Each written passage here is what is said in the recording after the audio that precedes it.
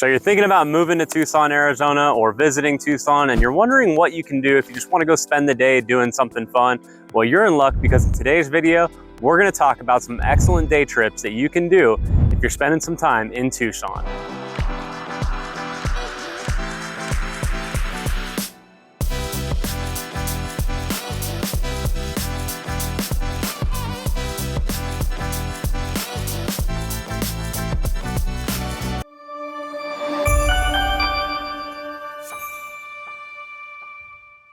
If you're new to this channel and want to learn everything from A to Z about living in Tucson AZ, then click subscribe and tap that bell for notifications so you can be the first to learn about the current market in Tucson, Arizona. Hi, I'm Dustin Smith. My wife Jennifer and I have helped hundreds of people just like you move to and from Tucson, Arizona. So whether you're moving in 12 days, 12 weeks, or 12 months, give us a call, shoot us a text or an email, so we can help you make that smooth move to Tucson. So the first day trip that we're going to talk about is actually one of the easiest access with endless possibilities for fun, depending on what your flavor is there, what your choice is. Mount Lemmon, it's actually where I'm at right now. I only did about a 15-minute drive up from the foot of the mountain.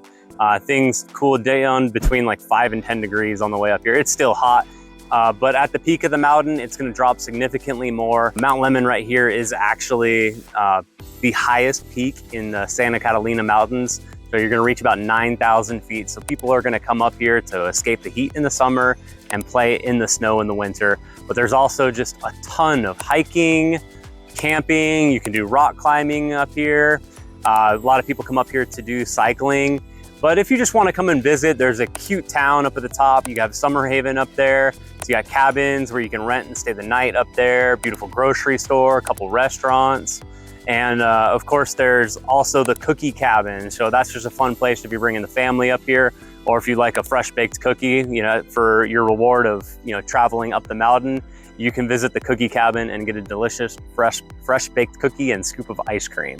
All right, the next spot we're gonna recommend is a visit to Sonoita. So if you're going to Sonoita, it's gonna be about an hour southeast of Tucson, Arizona. So the drive down there is actually quite beautiful. You'll hit the 83, the Highway 83, and head south. There's gonna be just rolling hills on the way out there, grasslands. You might be lucky enough to spot some antelope every once in a while. They're visible from the roadside grazing, so that's pretty cool.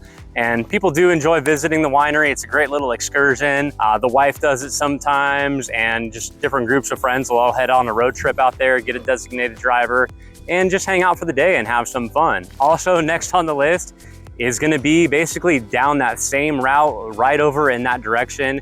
You've got Parker Canyon Lake and Patagonia Lake. Now, Parker Canyon is just like a beautiful little lake right between the hills down there. You can go fishing down there, beautiful campgrounds, and you can get some canoes and rowboat around. You can't do any motorized boats on there, or at least gas motor for sure. But if you want to do some more motorboating where you can actually fire up a gas engine on there, you can also head down to Patagonia Lake, which is not too far away from the Sonoita area. So probably another 20 to 30 minutes from Sonoita if you head east down the Highway 82. Again, just a beautiful drive, nice places to explore, definitely worth checking out.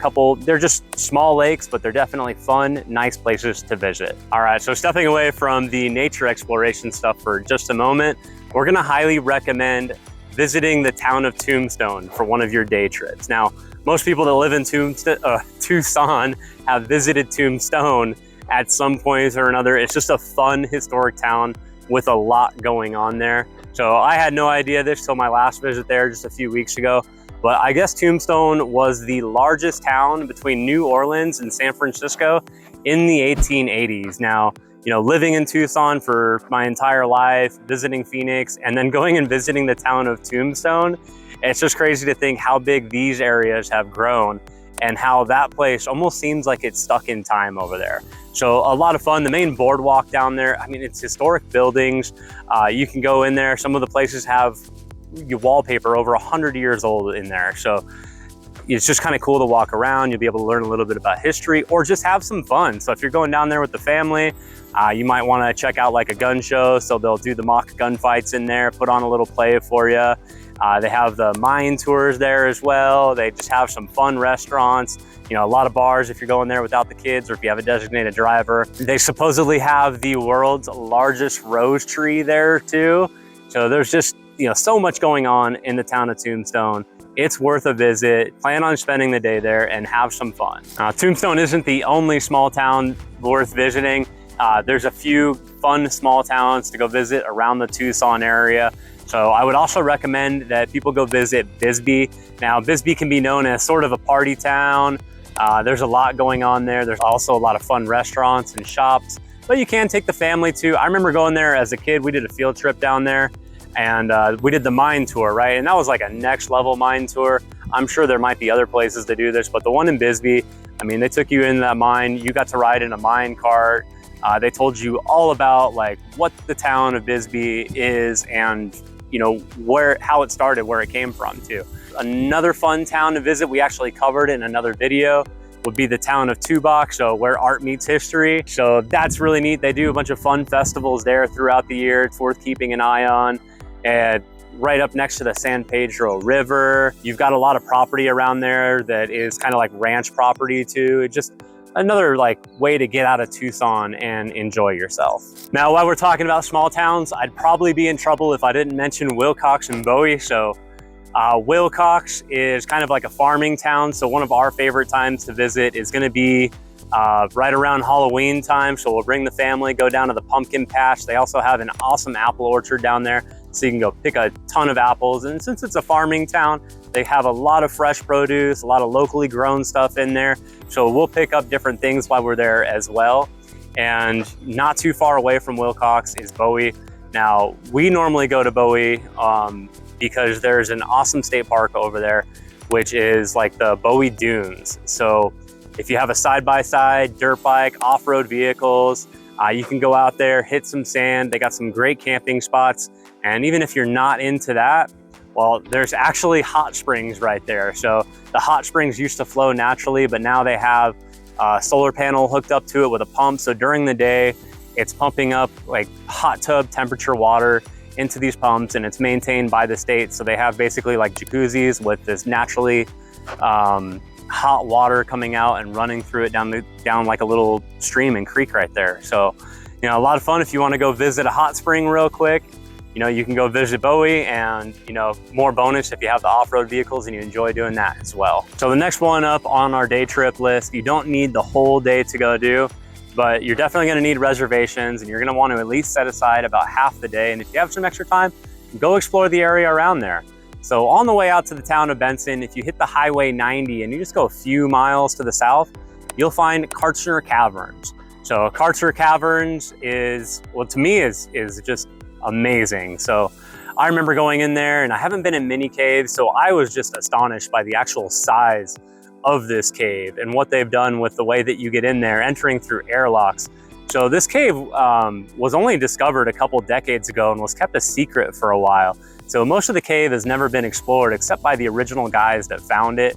But if you do the tour, they'll give you much better information than I can on the cave. They have two main tours, so the Rotunda or Throne Room tour, which is the most common one, and you can do that year round. Well, they also have the Big Room tour. So if you wanted to do the Big Room tour, you can only do that from like mid-October to mid-April because they have a lot of bats that go in there, and they want to basically leave the bats alone while they're coming in and out. While we're on the subject of caves, and I know we've mentioned this one before, Colossal Cave out in the Vail area.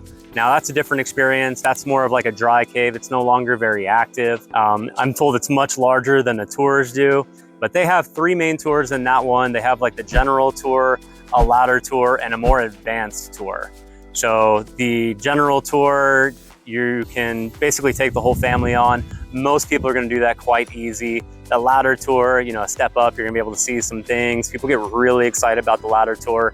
And the advanced tour, my understanding is you need to be in pretty good shape. You need to be able to fit through tight spaces, not be claustrophobic. You're gonna have a total different experience when you do the advanced tour. Now, perhaps you like caves, but you want something a little less touristy, you know, something you can go through yourself at your own risk. There's a couple of those around too, but you know, you might want to do your own research on those, or if you want some tips on what I would recommend, you I'm definitely happy to help you out with that too. So yeah, thank you guys for watching today's video. We really appreciate it. If you liked today's video, make sure to hit that like button, or perhaps we forgot an excellent day trip that you'd like us to talk about, or that you'd just like to chime in on the comments. We'd love to hear about it. So whatever you got to comment about, let us know. And of course, if you or someone you know is thinking about moving to or from Tucson, Arizona, we'd love to help you make that smooth move to Tucson. Give us a call, shoot us a text or an email. Our contact information is in the description, and we look forward to seeing you on the next video.